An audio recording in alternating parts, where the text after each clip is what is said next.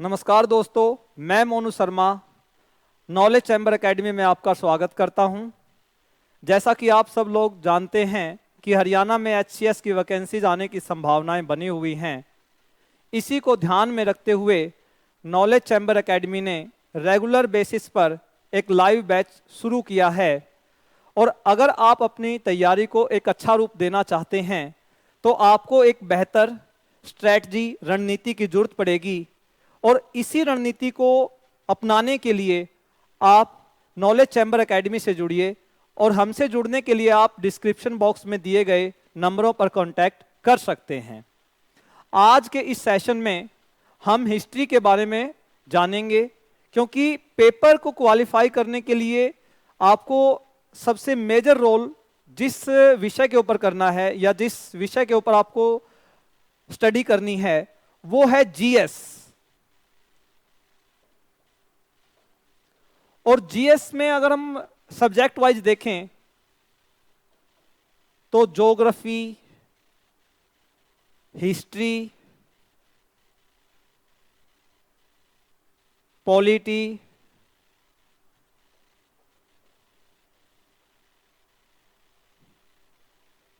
Economy, current affair या science के बारे में आपको स्टडी करना है। लेकिन अगर आप जीएस में भी सबसे ज्यादा अगर किसी के ऊपर फोकस करना चाहते हैं तो वो आपको हिस्ट्री के ऊपर करना होगा, क्योंकि अगर आप जीएस के पेपर को देखोगे तो प्रीवियस ईयर्स के एग्जाम्स में आपको देखने को मिलेगा कि भाई 15 से 20 क्वेश्चन हिस्ट्री से उठाए जाते हैं।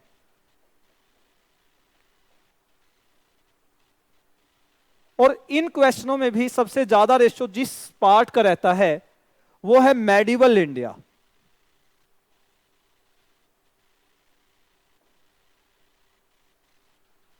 यानी कि प्री के पॉइंट ऑफ व्यू से सबसे मेजर रोल प्ले करने वाला जो हिस्ट्री का पार्ट है वो है मेडिवल इंडिया। और मेंस के पॉइंट ऑफ व्यू से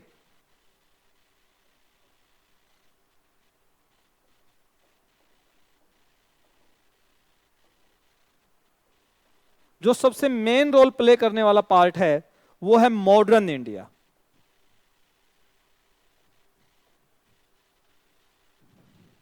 यानी कि प्री और मेंस दोनों में हिस्ट्री से लगभग 15 से 20 क्वेश्चंस आपको आने ही आने हैं। अगर आप अपना एग्जाम क्वालिफाई करना चाहते हैं तो आपको हिस्ट्री विषय के ऊपर फोकस करना ही पड़ेगा। और आज के इस सेशन में हम हिस्ट्री के ऊपर ही चर्चा करेंगे। आइए हम सेशन को शुरू करते हैं।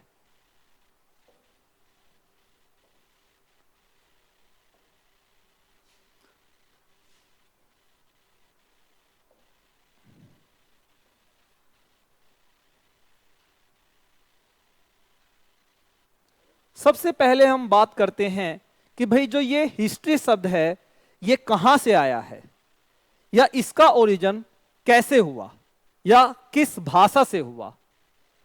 तो जब भी हम बात करेंगे हिस्ट्री के ओरिजिन की या इस कॉन्सेप्ट की तो ये शब्द या ये वर्ड जर्मन भाषा से लिया गया है।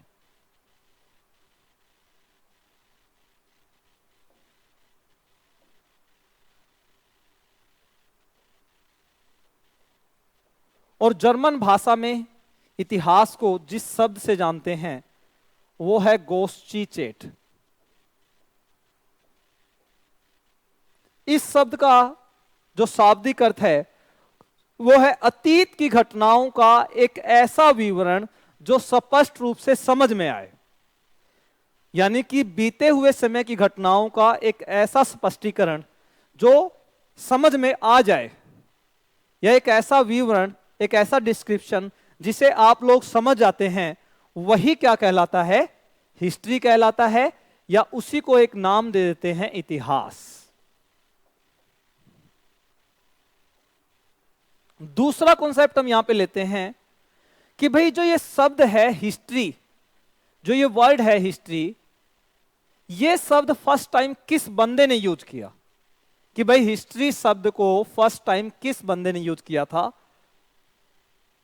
और वो बंदा था एक ग्रीक स्कॉलर हेरोडोटस।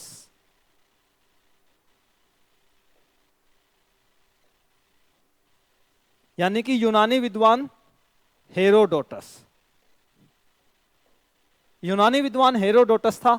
इसने एक बुक भी लिखी है और उस बुक का नाम है Historica.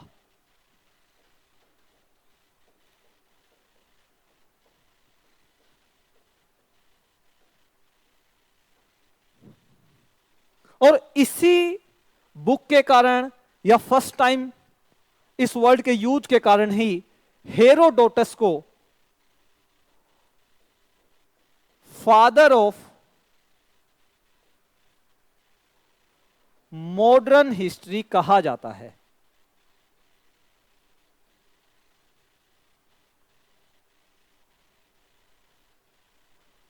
Father of modern history कहा जाता है। उसके बाद बात आती है कि भाई जो ये इतिहास है इसकी शुरुआत कहां से मानी जाती है। भाई इतिहास की शुरुआत कहां से मानी जाए। तो इतिहास की शुरुआत हम मानेंगे पृथ्वी की उत्पत्ति से, या ब्रह्मांड की उत्पत्ति से, या पृथ्वी पर पहली चट्टान की उत्पत्ति से, या फिर पृथ्वी पर जीवन का उद्भव कब हुआ।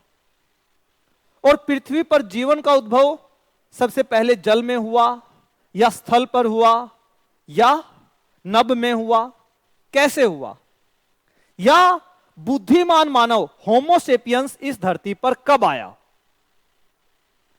इन घटनाओं के बारे में जानना ही क्या कहलाता है, इतिहास कहलाता है। अगर हम पृथ्वी के इतिहास के बारे में जानें या हिस्ट्री ऑफ अर्थ जानें तो सबसे पहले हम जानेंगे कि भाई जो यूनिवर्स है, ब्रह्मांड है, उसकी उत्पत्ति कब या कितने सालों पहले हुई थी। तो अगर हम यहां पे बात करते हैं यूनिवर्स की,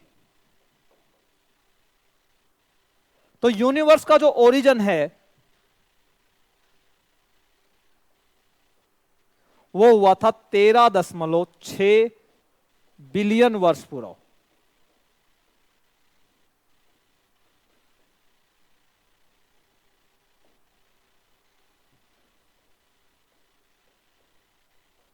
अगर हम अर्थ के ओरिजिन की बात करें तो हम कहेंगे कि उसकी उत्पत्ति 4.5 अरब वर्ष पूर्व हुई थी।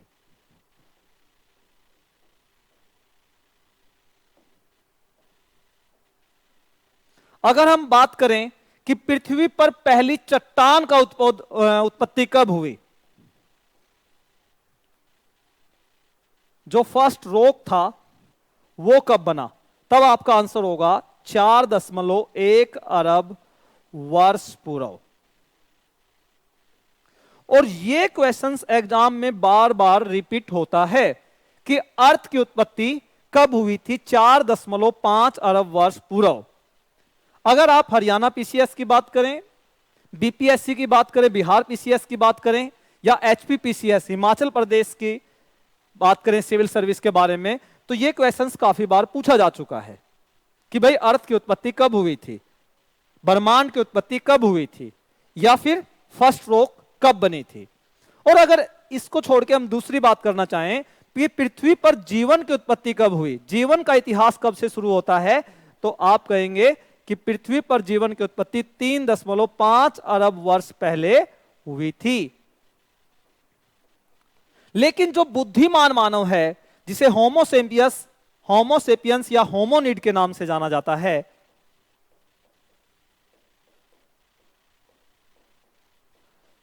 इसकी उत्पत्ति आज से 10,000 साल पहले हुई थी। होमोसेपियंस की उत्पत्ति कब हुई, आज से 10,000 साल पहले। तो यहां से 10,000 साल पहले बुद्धिमान मानव का इतिहास शुरू होता है।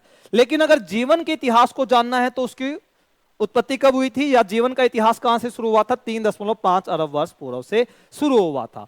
लेकिन जब भी हम इतिहास की स्टडी करते हैं तो हम उसको किसके साथ कोरिलेट करके चलते हैं,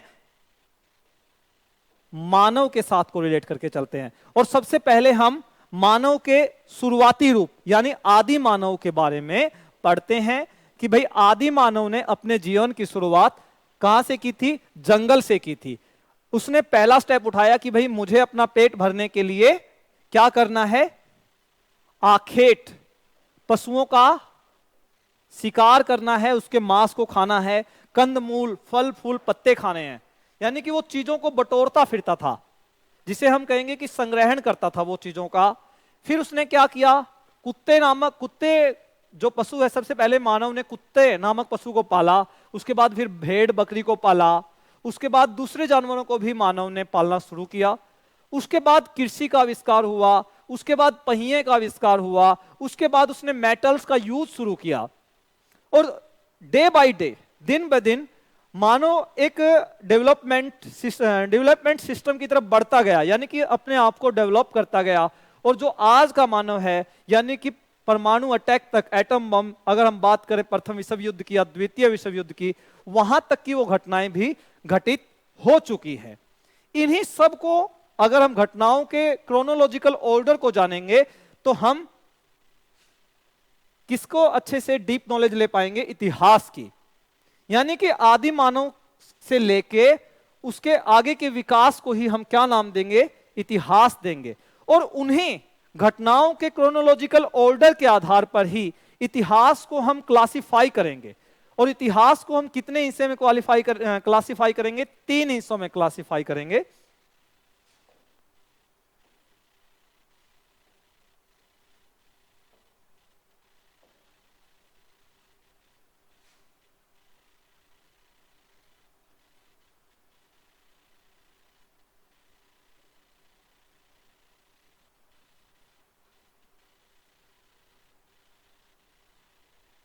सबसे पहले हम लिखते हैं एंशिएंट हिस्ट्री।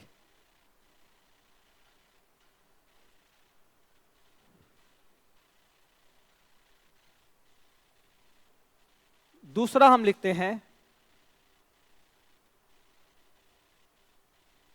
Medieval India. और तीसरा हम लिखते हैं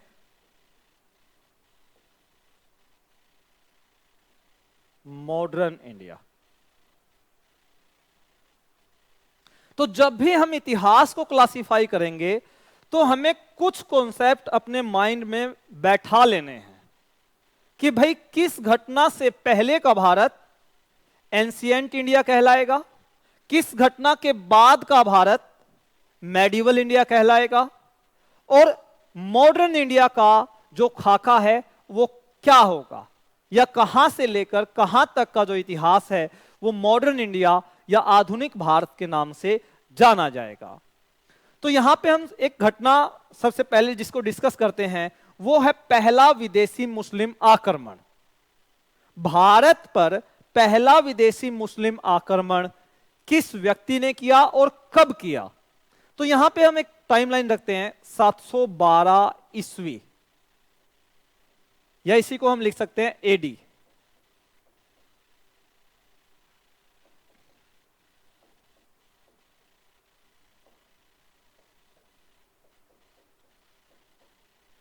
सात सौ बारह ईस्वी में भारत पर क्या हुआ? पहला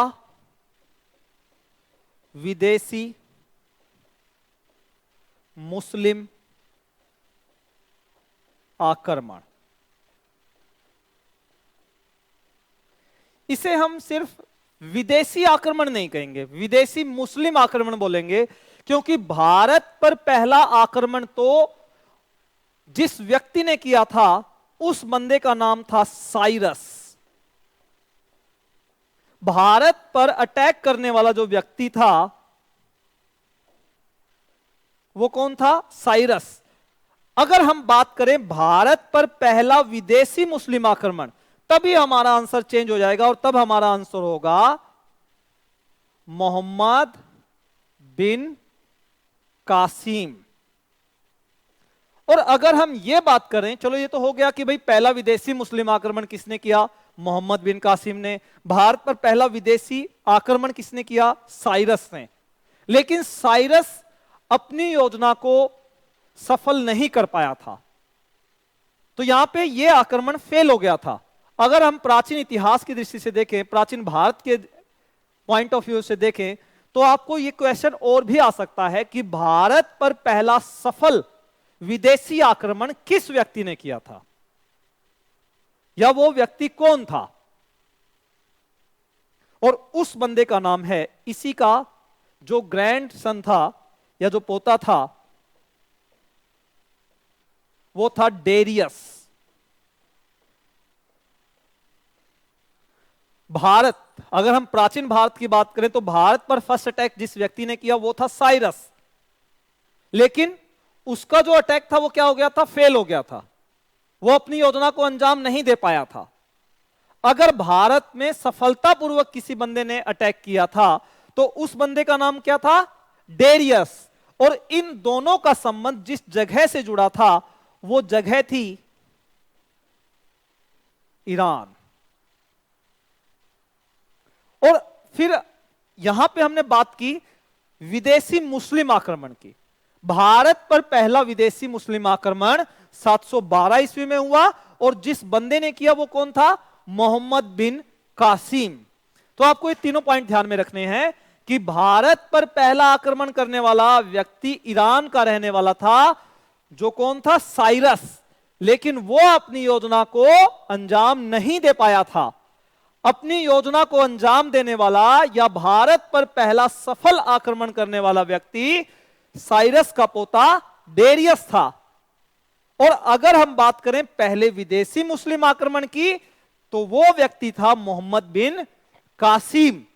और मोहम्मद बिन कासिम ने भारत पर कब अटैक किया, 712 ईस्वी में।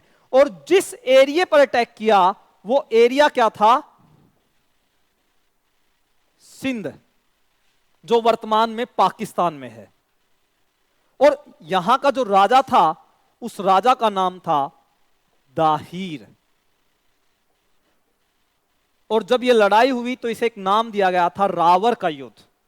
रावर के युद्ध में मोहम्मद बिन कासिम ने सिंध के शासक दाहिर की क्या कर दी थी, हत्या कर दी थी। और तब वो भारत में बहुत सारा धन दौलत लूट पाया था।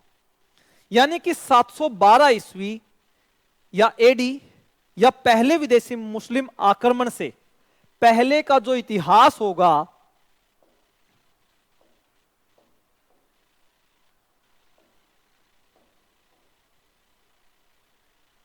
712 ईस्वी से पहले का जो भारत है, अगर हम बात करें कि 2500 ईसा पूर्व, तो यहां पे हम बात करते हैं इंडस वैली सिविलाइजेशन की।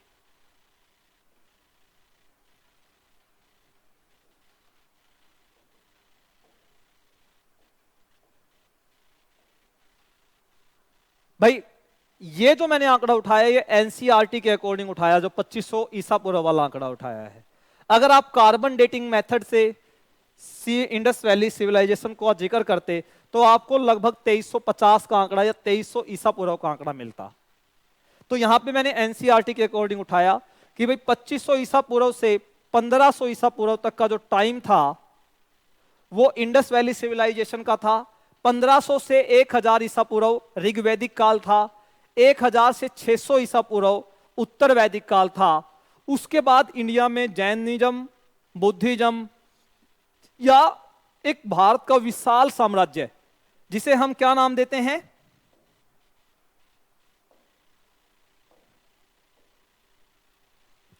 मगध महाजनपद।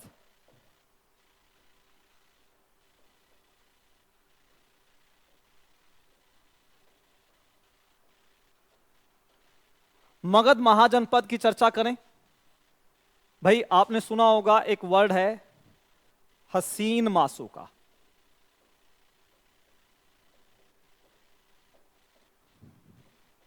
हर्यक वंश, शिशुनाग वंश, नंद वंश, मौर्य वंश, सुंग वंश, कणव वंश, आंध्र सातवाहन वंश, इसका जिक्र करें या फिर गुप्त काल का जिक्र करें या फिर हरियाणा के एक प्रसिद्ध शासक हर्षवर्धन का जिक्र करें,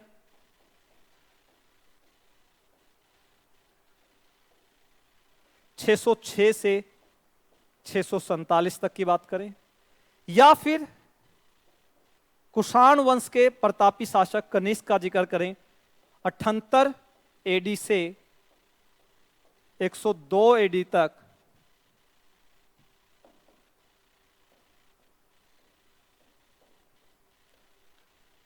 तो ये सारी की सारा जो घटनाएं हैं, ये सारी की सारी 712 ईस्वी से पहले की हैं। और 712 ईस्वी से पहले जितनी भी घटनाएं घटित हुई हैं, वो सारी की सारी हम किस में पढ़ेंगे? एंशिएंट इंडिया में पढ़ेंगे। 712 ईस्वी से पहले की कोई भी घटना हो, चाहे वो बिंबसार की हो, चाहे वो अजात शत्रु की हो, चाहे वो नाग दशक की हो, चाहे वो शिशुनाग की हो, चाहे वो काला शोक की हो, चाहे वो उद्यन की हो, चाहे वो अशोक की हो, चाहे वो दशरथ की हो, चाहे वो बृहदर्थ की हो, चाहे वो संपर्ति की हो, यानी कि किसी भी राजा की हो, उस घटना को हम किस भारत में पढ़ेंगे? एंशिएंट इंडिया या प्राचीन भारत में पढ़ेंगे।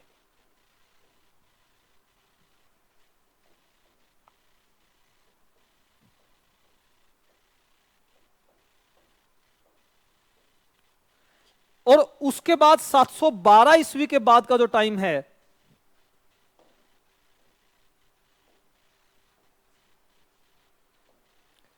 सात सौ बारह के बाद का समय,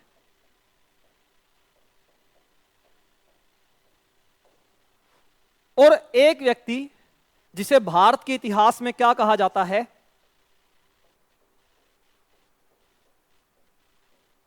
जिंदा पीर कहा जाता है, या सबसे अधिक हिंदू मनसबदार।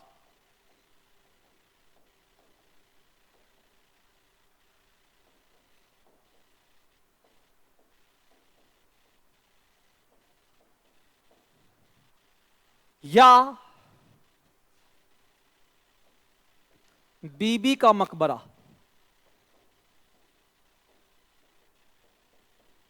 किसने बनवाया? या जजिया कर को पुनः लागू करने वाला शासक कौन था? या हिंदू मंदिरों को तोड़ने वाला व्यक्ति कौन था? या शिवाजी को जयपुर के किले में कैद करने वाला व्यक्ति कौन था?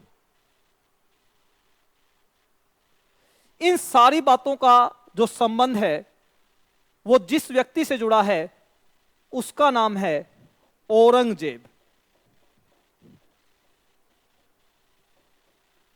और इस बंदे की जो डेथ हुई, औरंगजेब की जो मृत्यु हुई, वो हुई थी 1707 ईस्वी में। भारत पर पहला मुस्लिम अटैक हुआ, पहला विदेशी मुस्लिम अटैक 712 ईस्वी में, और जिंदा पीर नामक व्यक्ति औरंगजेब की मृत्यु 1707 ईस्वी में। यानी कि इन दोनों टाइम के बीच का जो पीरियड है उसी को हम नाम देंगे मेडिवल इंडिया।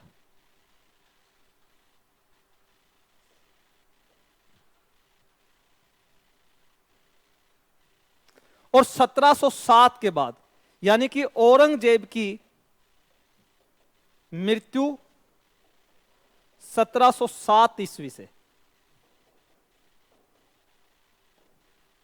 के बाद से आजादी तक 1947 तक का जो भारत है उसे हम नाम देंगे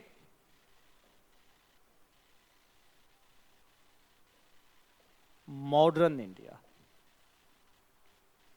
तो 712 ईस्वी से पहले का भारत एंशिएंट इंडिया, 712 से 1707 के बीच का भारत मेडिवल इंडिया, और 1707 ईस्वी में औरंगजेब की मृत्यु जैसे ही हुई तो मुगलों का पतन शुरू हो गया था, या नाम मात्र के लिए मुगल 1857 की क्रांति तक भी बने रहे थे। 1857 की क्रांति के लिए जो प्रमुख नामकरण दिया जाता है, किसी ने व्यक्ति ने नेतृत्व किया था, तो वो एक बूढ़ा व्यक्ति था जिसे बहादुर शाह जफर या द्वितीय के नाम से भी जाना जाता है। और वही उसी के अंत के साथ या उसी की मृत्यु के साथ ही मुगल वंश क्या हो जाता है, समाप्त हो जाता है। लेकिन इतिहास में औरंगजेब की मृत्यु से या औरंगजेब की मृत्यु से जो मुगलों का पतन शुरू होता है, मुगलों के पतन से ही किस इंडिया की शुरुआत होती है, मॉडर्न इंडिया की शुरुआत होती है। तो मॉडर्न इंडिया में फिर आप देखेंगे कि भाई इंडियन नेशनल जो मूवमेंट है वो 3 स्टेज से गुजरा। कि भाई 1857 में एक रिवोल्ट हुआ, रिवोल्ट के बाद एक संगठन उभर कर आया, एक संस्था उभर कर आई जिसे नाम दिया गया इंडियन नेशनल कांग्रेस। और इंडियन नेशनल कांग्रेस का जो फेज था, अगर हम यहां पे थोड़ा सा लेके चलते हैं मॉडर्न इंडिया को,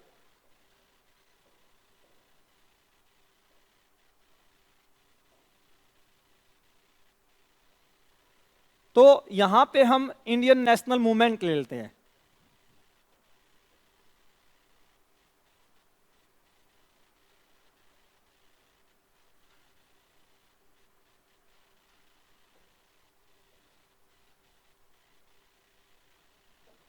और इंडियन नेशनल मूवमेंट को कितनी स्टेज में समझेंगे, 3 स्टेज में समझेंगे। जो फर्स्ट स्टेज था वो था 1885 से 1905 तक, यानी कि कांग्रेस की स्थापना से बंगाल का विभाजन कब हुआ था, 1905 में। बंगाल के पार्टीशन तक का जो टाइम है वो इंडियन नेशनल मूवमेंट की कौन सी स्टेज है, फर्स्ट स्टेज है। उसके बाद अगर हम बात करें बंगाल के विभाजन से रोलेट एक्ट तक, जलियांवाला बाग हत्याकांड तक, हंटर कमेटी तक, यहां तक बात करें तो यह कौन सा स्टेज है, सेकंड स्टेज है। और अगर हम 1997 से देश की आजादी तक या देश के विभाजन माउंटबेटन योजना के आधार तक बात करें तो यह हमारी इंडियन नेशनल मूवमेंट की कौन सी स्टेज है, थर्ड स्टेज है। तो यहां पे क्वेश्चन अलग लगाते रहेंगे कि भाई इंडियन नेशनल कांग्रेस में जो 3 लेडीज हैं उन्हें चेयरमैन चुना गया था या अध्यक्ष बनाया गया था, सरोजनी नायडू, श्रीमती एनी बेसेंट, नल्ली सेनगुप्ता। तो पहली बार कौन बना, श्रीमती एनी बेसेंट। कब बनी, 1917 में। 1917 में कौन सी महिला कांग्रेस की अध्यक्ष बनी थी, बेसेंट। 8 साल बाद एक दूसरा कांड हुआ और तब अध्यक्ष कौन बनी, सरोजनी नायडू। 8 साल बाद एक तीसरा कांड हुआ, यानी कि गैप कितने का है, 8 का है, और तीसरा गैप फिर 8 का है। 1933 में जो कांग्रेस की तीसरी महिला अध्यक्ष बनी वो थी नल्ली सेन गुप्ता। नल्ली सेन गुप्ता। यानी कि हिस्ट्री को अगर हम टाइमलाइन के अकॉर्डिंग पढ़ेंगे तो हमारे लिए पढ़ना आसान होगा, हम हिस्ट्री के ऊपर एक अच्छी अंडरस्टैंडिंग बना पाएंगे।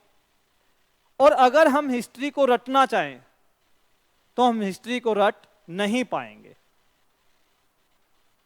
हिस्ट्री को रटना पॉसिबल नहीं है, इतना वाइड सिलेबस है, उसको आप रट नहीं पाएंगे। उसके लिए आपको अपने कॉन्सेप्ट क्लियर करने ही होंगे। और कॉन्सेप्ट क्लियर करने के लिए आपको एक टाइमलाइन अपने माइंड में सेट करनी है कि भाई भारत पर पहले मुस्लिम आक्रमण 712 ईस्वी मोहम्मद बिन कासिम से पहले का जो भारत है वो एंशिएंट इंडिया है। 712 ईस्वी से 1707 औरंगजेब की मृत्यु तक लगभग 1000 साल का जो भारत है वो मध्यकालीन भारत है। और 1707 से आजादी तक का जो भारत है या देश के विभाजन माउंटबेटन योजना के आधार पर देश का विभाजन हुआ था, उस तक का जो भारत है वो कौन सा इंडिया है, मॉडर्न इंडिया है। तो इस सेशन में हमने आज हिस्ट्री का ओवरव्यू देखा।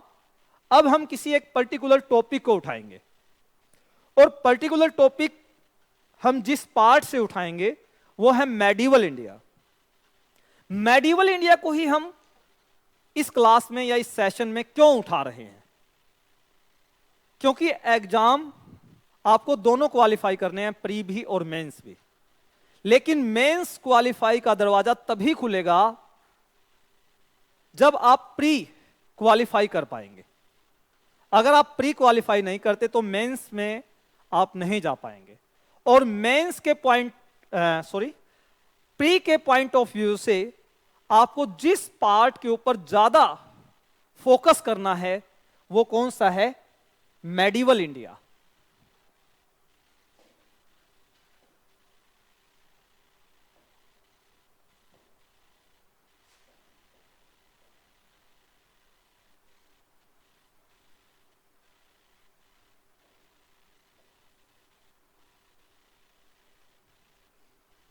Medieval India.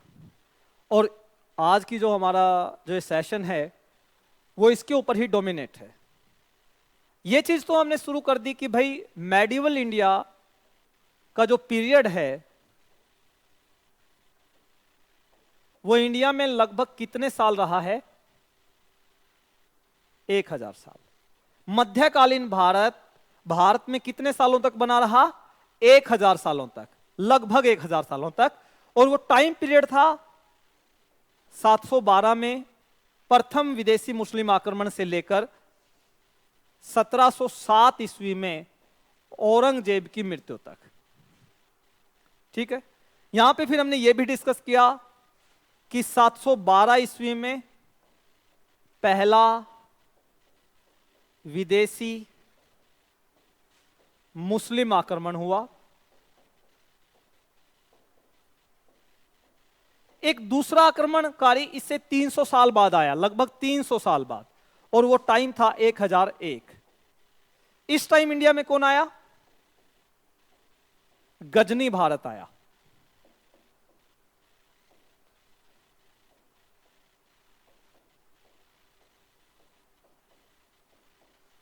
और गजनी ने जो भारत पर पहला अटैक किया वो पंजाब के एक हिंदूशाही शासक जयपाल के विरुद्ध किया था। किसके विरुद्ध किया था? जयपाल के विरुद्ध किया था। क्लियर? उसके बाद बात आती है भाई तीसरा एक आक्रमणकारी आया था, गौरी भारत आया।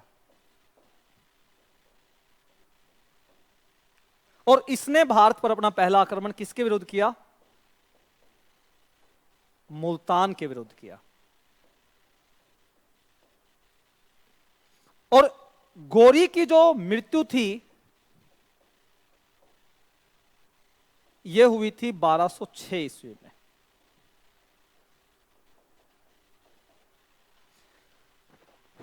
गौरी की मृत्यु के समय इसके कितने सेनापति थे? 4 सेनापति थे। और चारों सेनापति कौन कौन थे? ऐबक, एक का नाम था यल्दोज, एक का नाम था कुबाचा, और एक बंदे का नाम था बख्तियार काकी, कुतुबुद्दीन बख्तियार काकी।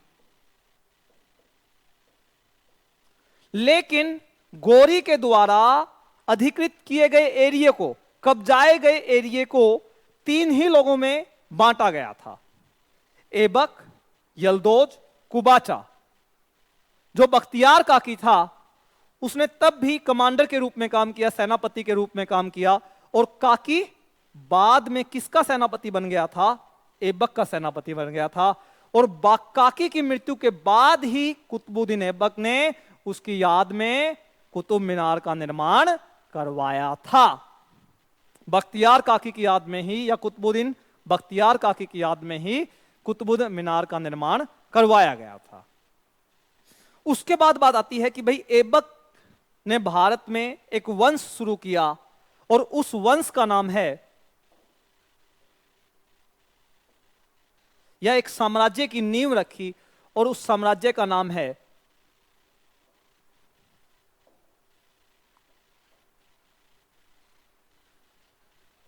दिल्ली सल्तनत,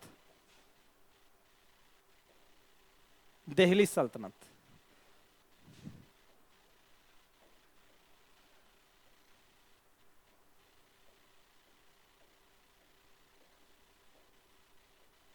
और ये चीज ध्यान रखनी है कि दिल्ली सल्तनत भारत में कितने वर्षों तक चली? 320 वर्षों तक चली।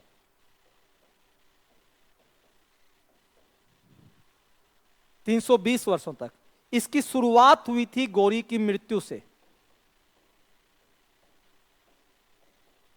गौरी की मृत्यु से शुरुआत हुई और समाप्ति हुई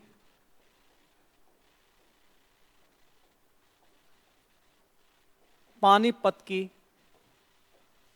पहली लड़ाई से।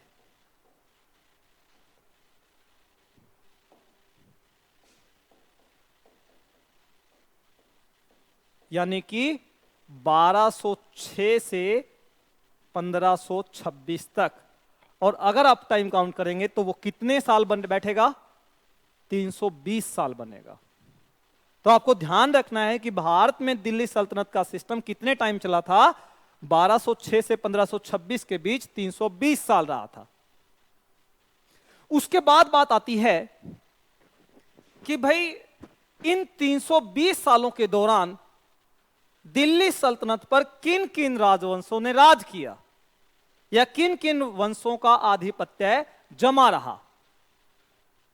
तो दिल्ली सल्तनत पर राज करने वाले या आधिपत्य जमाने वाले जो राजवंश हुए हैं वो कितने हुए हैं? 5।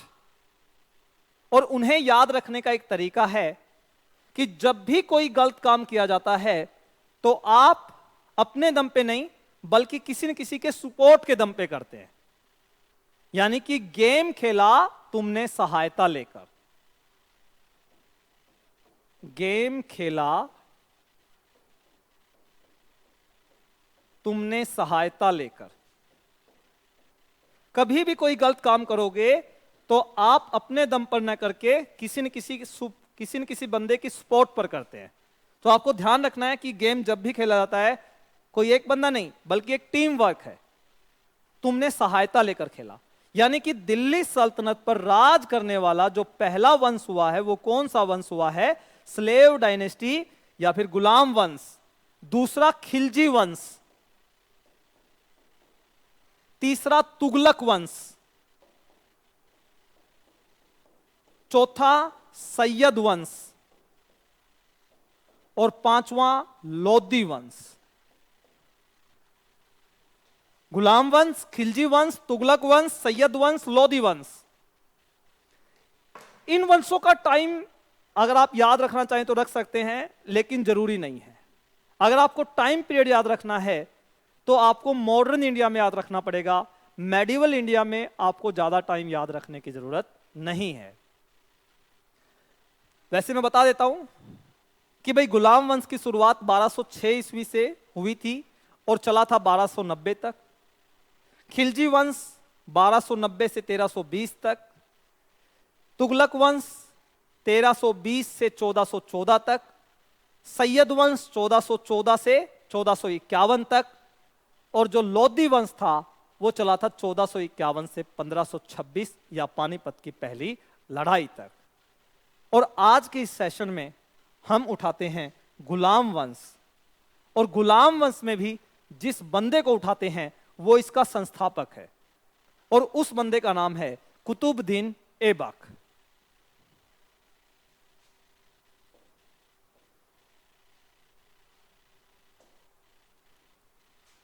गुलाम वंश, इसी को एक दूसरा नाम देंगे मामलुक वंश। इसी को हम दास वंश भी कह सकते हैं और इसी को हम कौन सा वंश भी कहेंगे? Slave dynasty. तो इस वंश का जो संस्थापक था वो कौन था? कुतुबुद्दीन ऐबक।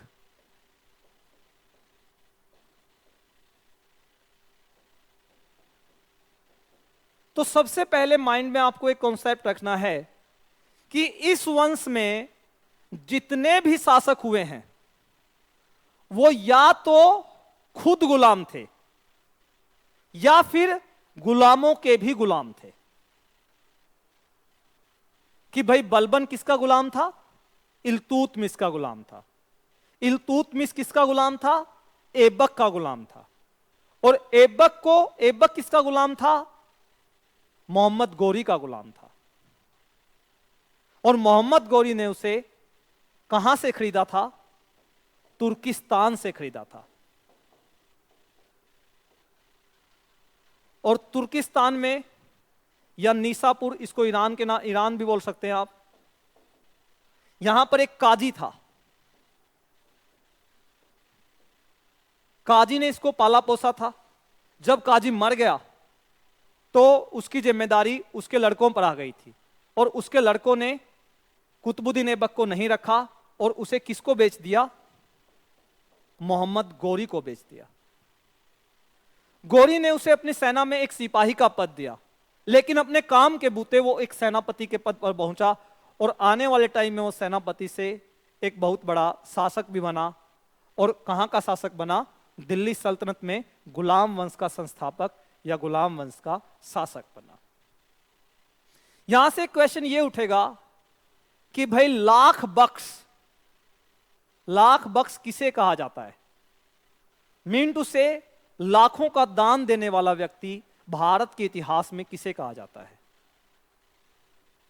लाख बख्श। दूसरा क्वेश्चन यहां से एक और बन सकता है, कुरान खां किसे कहा जाता है? कुरान को बार बार पढ़ने वाला जो शासक था वो कौन था?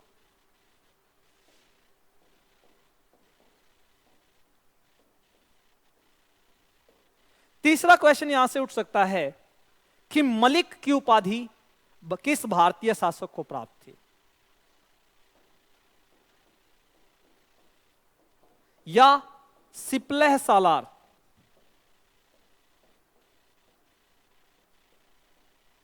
सिपलह सालार की उपाधि किसे प्राप्त थी? या कुतुबुद्दीन ऐबक ने या भारत के किस शासक ने खुद को सुल्तान घोषित नहीं किया था? या फिर हातिम ताई के नाम से भारत के किस शासक को जाना जाता है? या फिर उसने खुद को सुल्तान क्यों नहीं घोषित किया? क्योंकि इस्लाम धर्म में गुलाम को सुल्तान बनने का अधिकार नहीं दिया गया है। यानी कि लाख बख्श, कुरान खां, मलिक, सिपलह सालार या हातिम ताई, लाखों का दान देने वाला, कुरान को बार बार पढ़ने वाला मलिक, सिपलह सालार की उपाधि या हातिम ताई के नाम से जिस व्यक्ति को जाना जाता है वो व्यक्ति कौन है? कुतुबुद्दीन ऐबक। एक क्वेश्चन यहां पे सबसे मेन जो बनता है कि भारत में तुर्की साम्राज्य का संस्थापक किस व्यक्ति को कहा जाता है? भारत में तुर्की साम्राज्य का संस्थापक किस व्यक्ति को कहा जाता है? और उस बंदे का नाम भी क्या है? कुतुबुद्दीन ऐबक। और कुतुबुद्दीन ऐबक कहां का रहने वाला था? तुर्किस्तान का। और तुर्किस्तान में नीसापुर नामक स्थान पर वो एक काजी के पास रहता था, जिसे किसने खरीद लिया था? मोहम्मद गौरी ने खरीदा था। उसके बाद यहां से एक क्वेश्चन और बनता है जो पेपर के पॉइंट ऑफ व्यू से या एग्जाम के पॉइंट ऑफ व्यू से बड़ा इंपॉर्टेंट है कि भाई भारत में जो पहली मस्जिद है वो किसने बनवाई और कौन सी बनवाई? भारत में स्थापित की जाने वाली पहली मस्जिद कौन सी थी?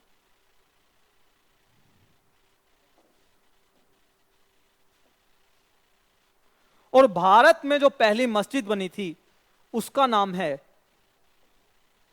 कुव्वत उल इस्लाम।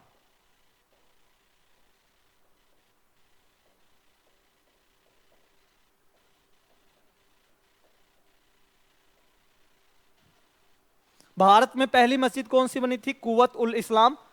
और आज वर्तमान में ये कहां स्थित है? दिल्ली में। और इसके संस्थापक जिसको माना जाता है वो है कुतुबुद्दीन ऐबक। भारत में पहली मस्जिद कुव्वतुल इस्लाम दिल्ली में कुतुबुद्दीन ऐबक ने स्थापित करवाई थी। और दूसरा क्वेश्चन यहां से बनता है कि भाई 2.5 दिन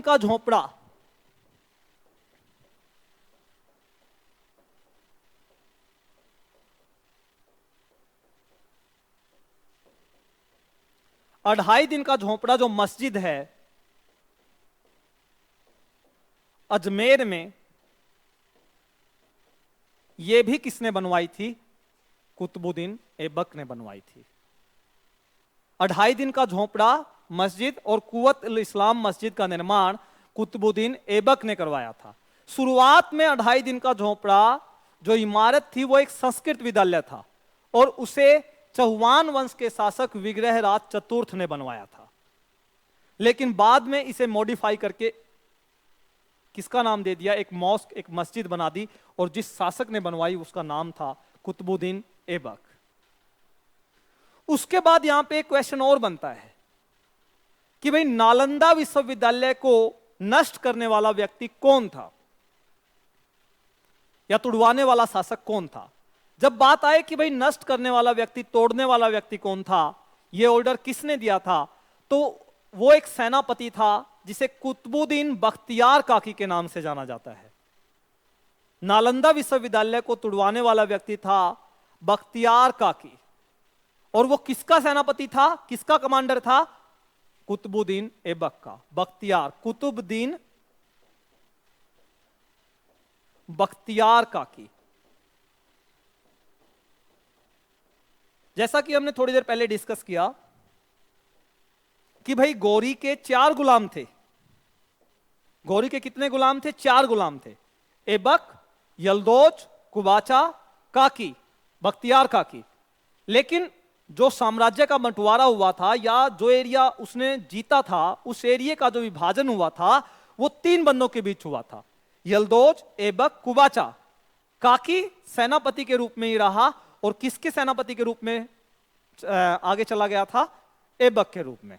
और उसी बंदे ने नालंदा विश्वविद्यालय को स्थापित करवाया था। उसके बाद बात आती है, यहां पे आपको एक चीज और माइंड में सेट करनी है। मैंने बताया कि नालंदा विश्वविद्यालय को किसने तुड़वाया, तो आपको यह भी ध्यान रखना है कि नालंदा विश्वविद्यालय किसने बनवाया। नालंदा विश्वविद्यालय का निर्माण गुप्त शासक कुमार गुप्त ने करवाया था। तो यहां पे एक क्वेश्चन और भी रेज कर लेते हैं कि भाई संसार में जो पहली यूनिवर्सिटी थी, पहला जो विश्वविद्यालय था वो कौन सा था? और संसार की जो पहली यूनिवर्सिटी थी वो भी थी तक्षशिला। भारत में ही थी, आज वर्तमान में भारत में नहीं है।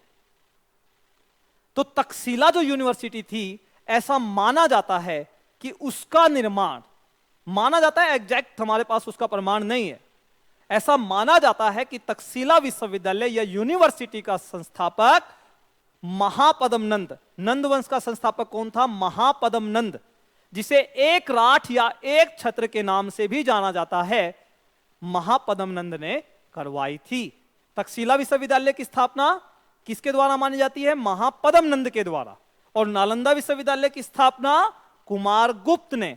और कुमार गुप्त द्वारा जो स्थापित विद्यालय था नालंदा विश्वविद्यालय, उसको तुड़वाने वाला व्यक्ति था कुतुबुद्दीन ऐबक का सेनापति कुतुबुद्दीन बख्तियार काकी, जिसकी याद में ही कुतुब मीनार की नींव रखवाई गई थी।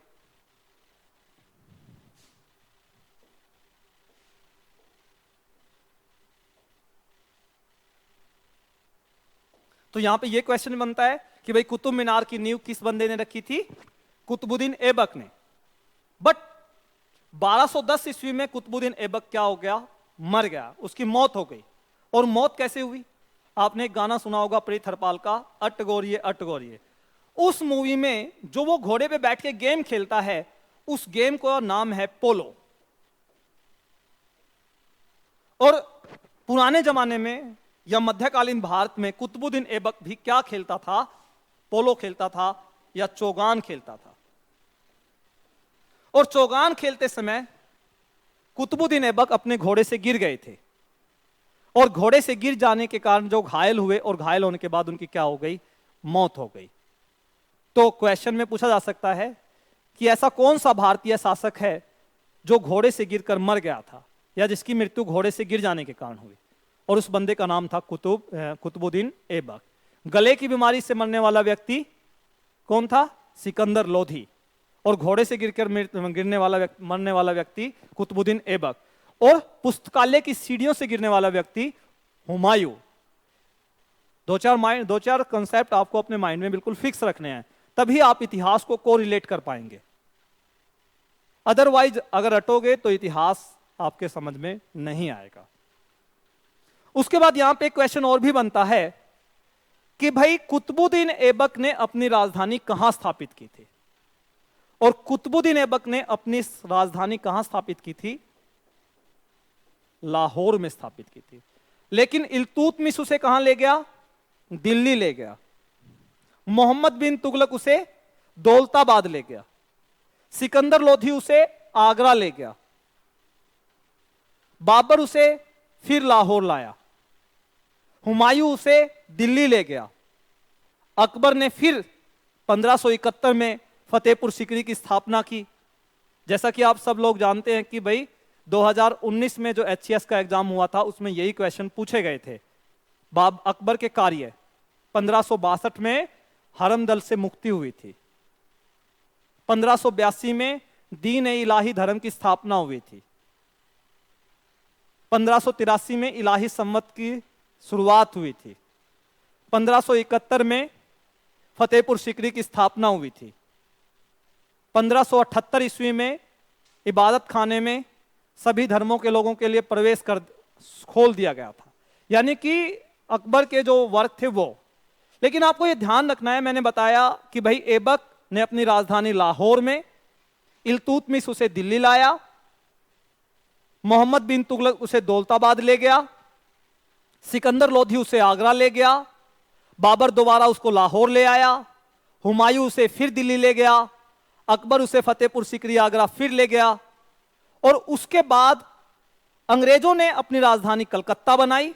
और 1912 में दिल्ली दरबार में फिर राजधानी कहां आ गई?